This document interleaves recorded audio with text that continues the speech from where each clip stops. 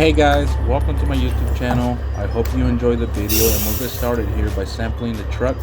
We use this probe to grab 2 to 3 samples from the truck so we can check the moisture and test weight for this load.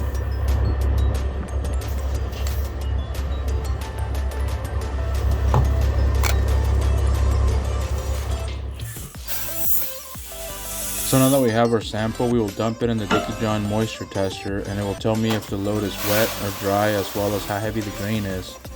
And since we happen to be a commercial business taking grain in from multiple customers, we are required to have our scale as well as a moisture tester calibrated on a yearly basis, and usually we have a guy that comes around and does that.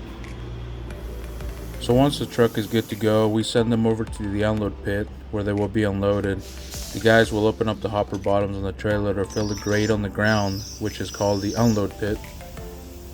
From there, it will go up the grain leg, drop into a drag which will carry it from the pipe over to the selected bin I have chosen, and I have a gate that I open and it will fall right into the bin.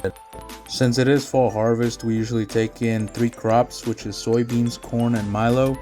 We did finish the other 2, and at the moment we are trying to finish milo and should be done this weekend.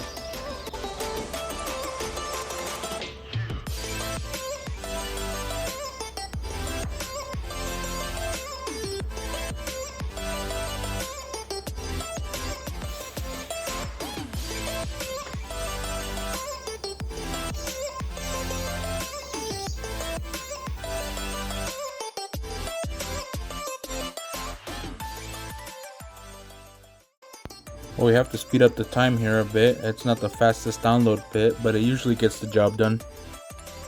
And if you didn't know or aren't around milo to know that the dust can actually be really itchy if it gets on your skin. Whenever we unload a milo truck, the guy who's opening the hopper door usually is covered from head to toe in clothing to prevent dust from getting on their skin. And if you do happen to get dust on your skin, it doesn't really hurt. It's just more of an uncomfortable feeling being itchy the rest of the workday. Once the truck is finished unloading, the guys sweep any grain into the unload pit and have it ready to go for when the next truck comes. And we usually like to keep it pretty clean. So actually I was starting to worry a bit because I was actually a few loads from being full and not being able to take any more milo from a customer. But finally, we had a couple of trucks show up and haul a few loads out of milo so we could finish out the day.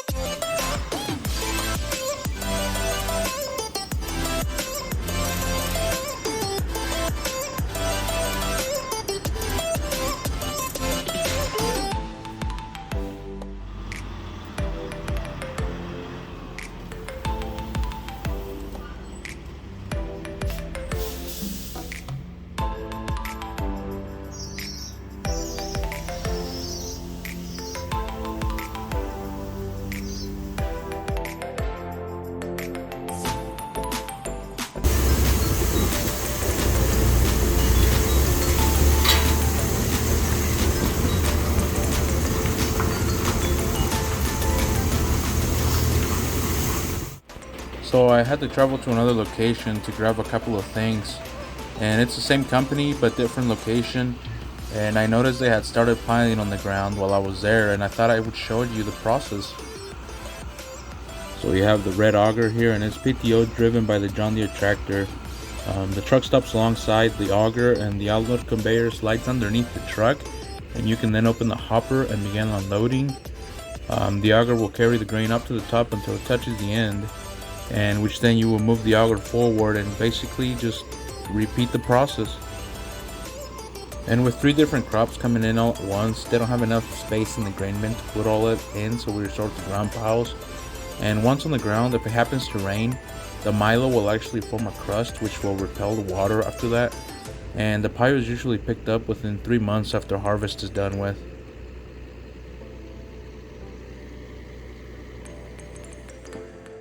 Here's the view from the highway as I was leaving the location. Apologize for the dirty window. Hey, so it's the following day and we gotta take some Milo out so we can keep shipping out to keep making room. So we're gonna plug in a bin and fill the overheads. So I got a red box here and a yellow. They each have a cord in them that I plug in the augers with. There's a red and a yellow box all the way down there at the end as well, and I just use them to plug in the augers. And today we're going to use the red cord and we're going to plug it into bin number 8. So here's the red cord, plugged it into number 8. Most of my augers are like this, where you have to plug in the cord, either a yellow one or a red one. So right now we got the red one plugged into number 8, which is a Milo bin.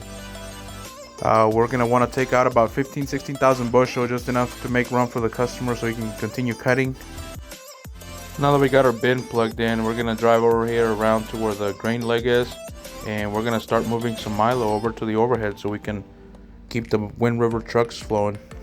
So back on my grain panel over here, we got the leg running, and it's going to carry the grain up into the overheads. We got the leg feeder, which we use to unload the trucks, and it runs underneath the leg. Got the bottom center drag, and that's what we pull from the bin. And right now we got the yellow and the red cord, and since we plugged the red cord, that's what we're using right now, and it's plugged into bin number 8. So that's where we're pulling Milo from right now. Well guys, this is it for the video. We will continue to haul Milo out to make room for our customer so he can get finished up this weekend. Maybe we'll get done early enough Sunday we can go trick-or-treating. I don't know. But anyways, if you enjoyed the video, don't forget to like, comment, and subscribe. And if you have any questions, leave them in the comment section and I will answer them in a future video.